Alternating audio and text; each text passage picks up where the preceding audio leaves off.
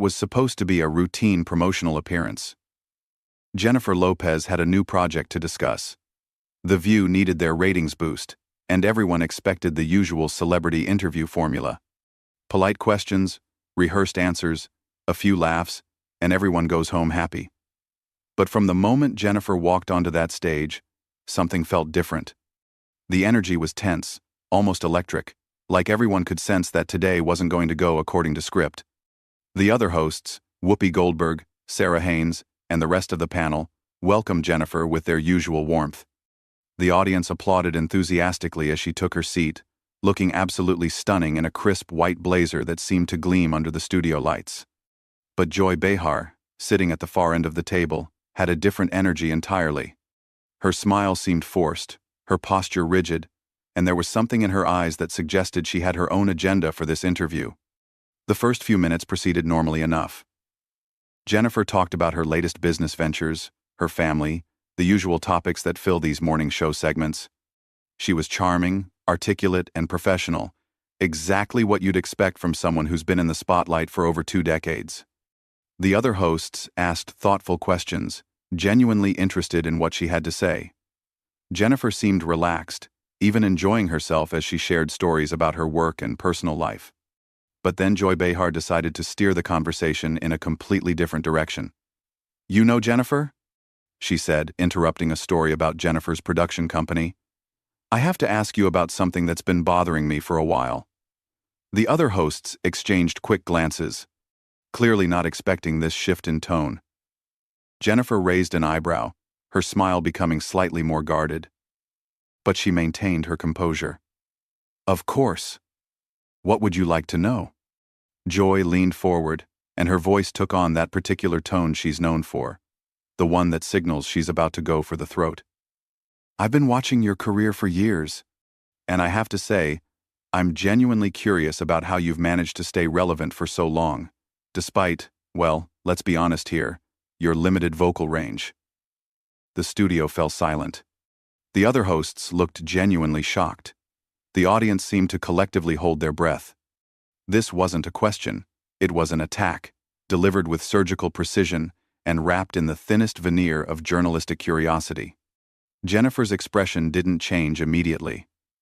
Years of media training had taught her to maintain composure, even in the face of unexpected hostility. But something flickered in her eyes, a flash of anger that she quickly suppressed. She took a measured breath before responding. "I'm sorry, Joy, but I'm not sure I understand what you're trying to ask me. Are you suggesting that I don't deserve my success?" Joy Behar wasn't backing down. If anything, she seemed energized by Jennifer's response, like a predator sensing weakness. "Well, let's look at the facts here. You've had a few hit songs, sure, but most music critics would agree that your voice is, how should I put this delicately, not exactly in the same league as someone like Whitney Houston or Mariah Carey. And yet somehow you've built this massive career. I'm just wondering how that works." The other hosts were clearly uncomfortable now. Whoopi tried to jump in with a diplomatic comment, but Joy wasn't finished. She continued, "And then there's the acting. You've been in movies, but have you ever really been considered a serious actress?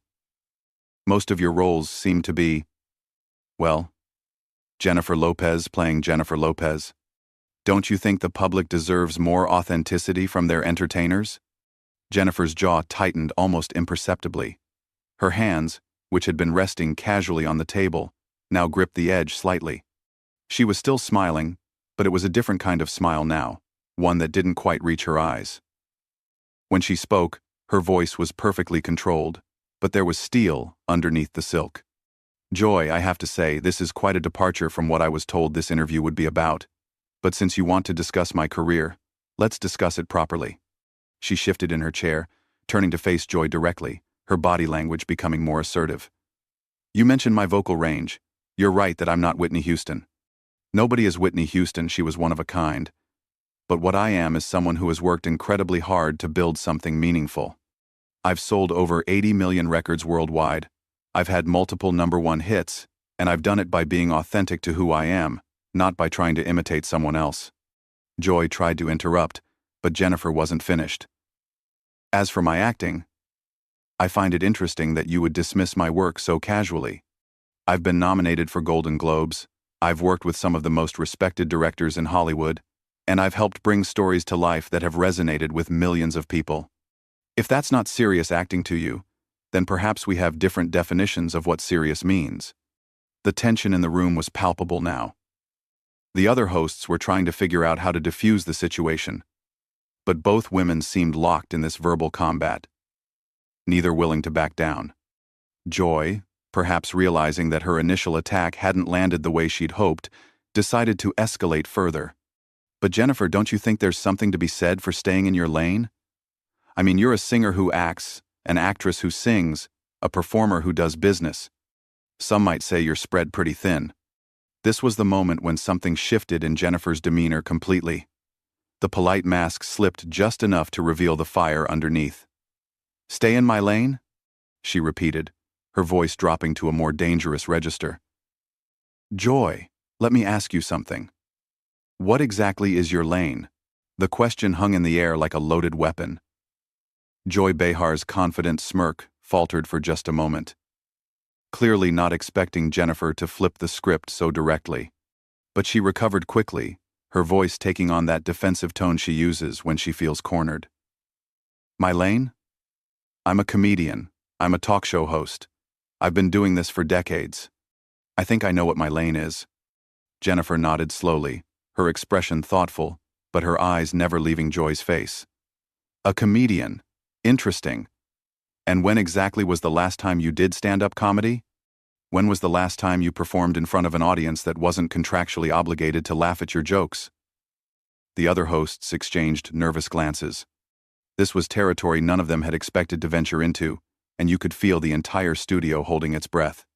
Joy's face flushed slightly, but she pressed on. "I don't need to prove my comedy credentials to you, Jennifer. I've been on television longer than you've been famous. I've earned my place at this table through years of hard work and dedication to my craft." "Your craft," Jennifer repeated, and now there was no mistaking the edge in her voice. "Joy, let me tell you about hard work. Let me tell you about dedication. While you were sitting behind a desk making snarky comments about other people's lives, I was learning choreography until my feet bled. I was taking acting classes, voice lessons, working with dialect coaches, studying with some of the best teachers in the business. I was performing in venues where if you didn't bring your absolute best, the audience would let you know immediately." She leaned forward now, her presence commanding the entire room. "You want to talk about staying in lanes? I never stayed in a lane because I refused to let other people limit what I could achieve. Every time someone told me I couldn't do something, I worked twice as hard to prove them wrong. When people said a girl from the Bronx couldn't make it in Hollywood, I made it. When they said I couldn't act, I kept taking roles until I proved I could. When they said I couldn't run a business, I built an empire." Joy tried to interject, "But Jennifer, surely you can admit that there's value in focusing on one thing and doing it really well rather than spreading yourself across multiple industries." The laugh that escaped Jennifer's lips was sharp and humorless. "Value in focusing on one thing? Joy, you've been doing the same basic job for 20 years. You sit at this table, you read from a teleprompter, you make predictable jokes about political figures, and you occasionally attack guests who come on your show to promote their work. If that's your definition of focus, then I suppose we have very different ideas about what constitutes a successful career." Whoopi Goldberg finally tried to step in, her voice calm but firm. "Ladies, perhaps we should take this conversation in a different direction." But Jennifer wasn't finished, and Joy certainly wasn't backing down. "Attack guests?" Joy's voice rose slightly. "I ask the questions that need to be asked. I don't just sit here and lob softball questions so celebrities can peddle their latest projects. Real journalism requires asking tough questions." Jennifer's eyebrows shot up, and for the first time since this confrontation began, she actually smiled, though it wasn't a particularly warm expression. "Real journalism? Joy, when was the last time you broke a story? When was the last time you did investigative reporting? When was the last time you did anything that could be considered journalism rather than gossip and opinion?" The attack was surgical and devastating. Joy's mouth opened and closed without sound for a moment, clearly struggling to formulate a response. When she finally spoke, her voice had lost some of its earlier confidence. I provide commentary. I analyze current events. That's a legitimate form of journalism. Commentary. Jennifer nodded. Opinion. Gossip. Sitting in judgment of other people's work without having the courage to put yourself out there and create something original yourself. She paused, letting that sink in before continuing. Joy, I've been in this business long enough to recognize jealousy when I see it. And what I'm seeing right now is someone who has spent her entire career on the sidelines, criticizing people who actually get in the game. The studio was dead silent now. Even the camera operators seemed frozen in place.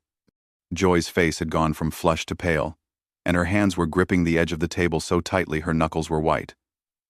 Jealousy? You think I'm jealous of you? I think you're jealous of anyone who has actually accomplished something beyond sitting at a table and complaining, Jennifer replied smoothly. I think you're jealous of people who take risks, who put themselves out there, who create things that matter to other people. I think you're jealous of anyone who has built something lasting instead of just tearing down what others have built. Joy's voice was shaking now, whether with anger or something else entirely. How dare you come on this show and attack me personally? I invited you here as a guest. I've always been professional with you. Jennifer's laugh was incredulous. Professional?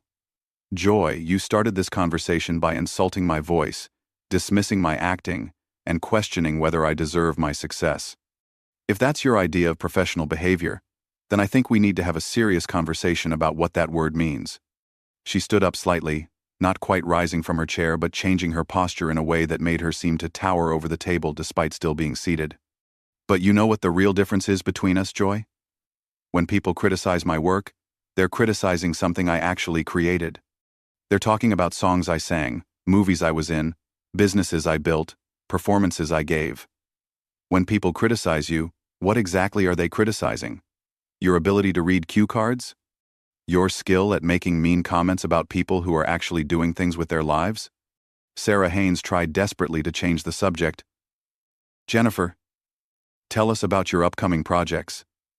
But it was clear that both women were far beyond the point of polite redirection. Joy's voice cracked slightly as she responded.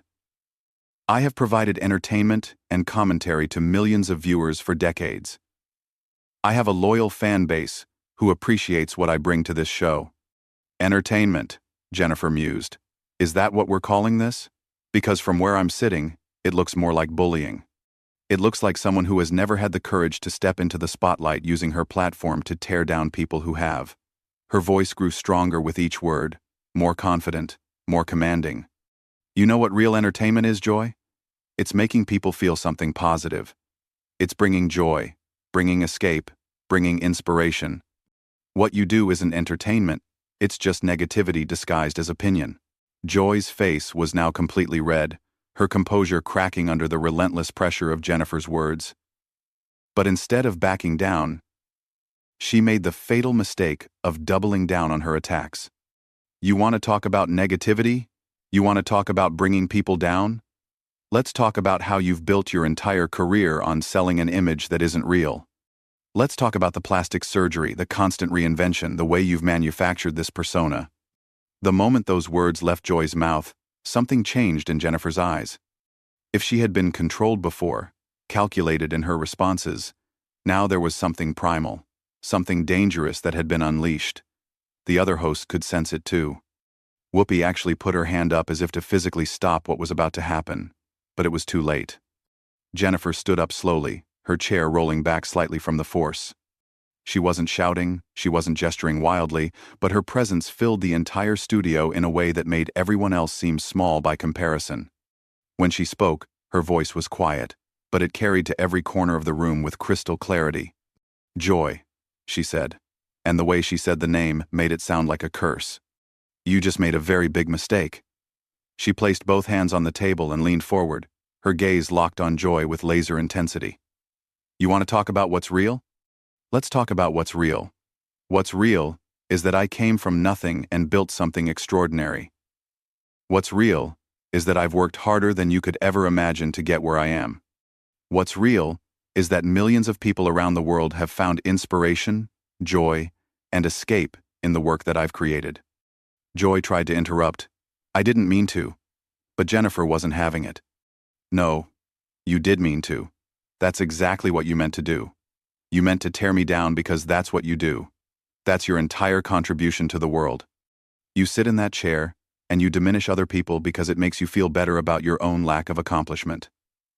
Jennifer's voice was growing stronger, more commanding with each word.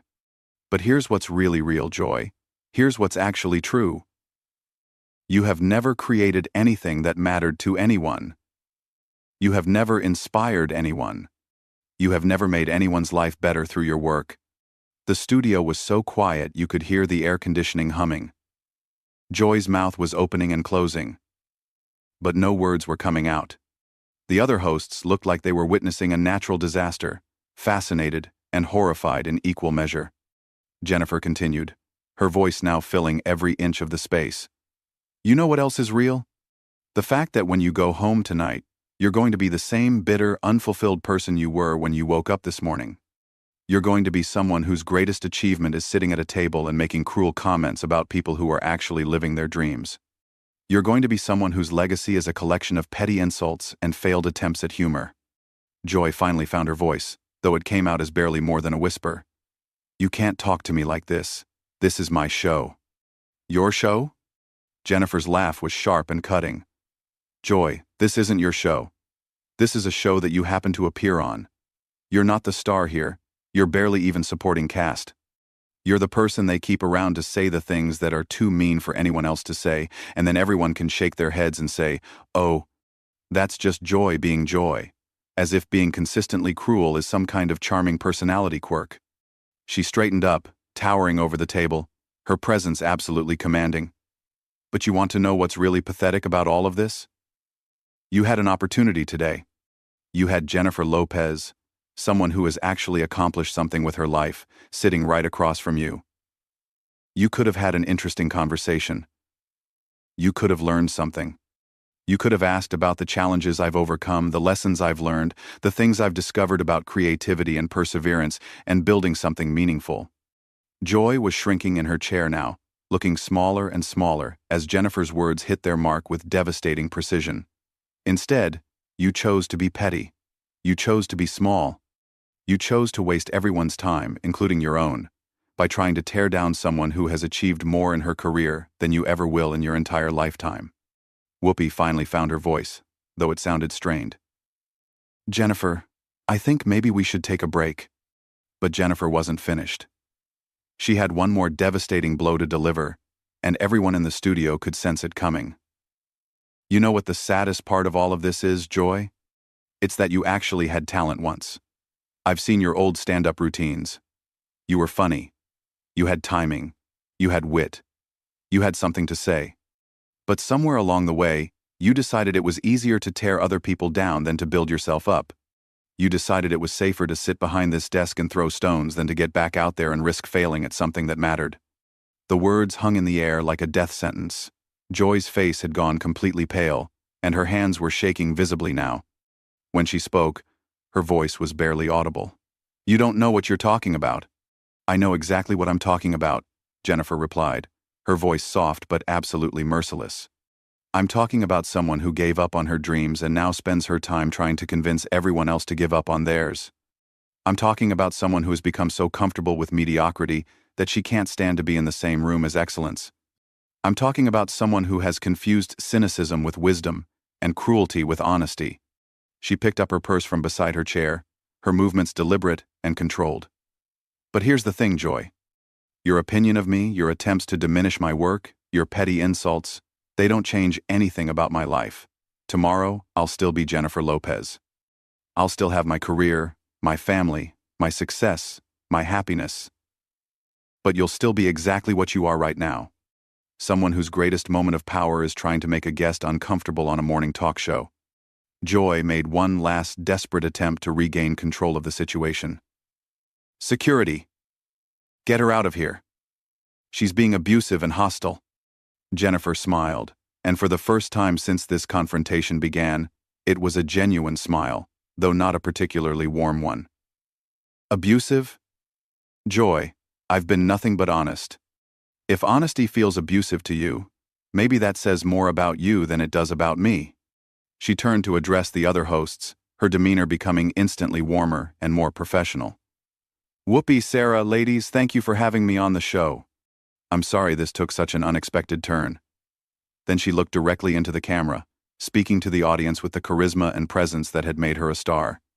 "To everyone watching, remember that no one has the right to make you feel small. No one has the right to diminish your dreams or your accomplishments. Don't let anyone convince you that their limitations should become yours." With that, she walked off the set, her heels clicking against the floor with each confident step. Behind her, Joy sat frozen in her chair, looking like she'd been hit by a truck. The other hosts were scrambling to figure out how to salvage the rest of the show, but it was clear that nothing they said could possibly follow what had just happened. The camera stayed on Joy for just a moment too long, capturing the exact moment when someone who had spent her entire career dishing it out realized she couldn't take it.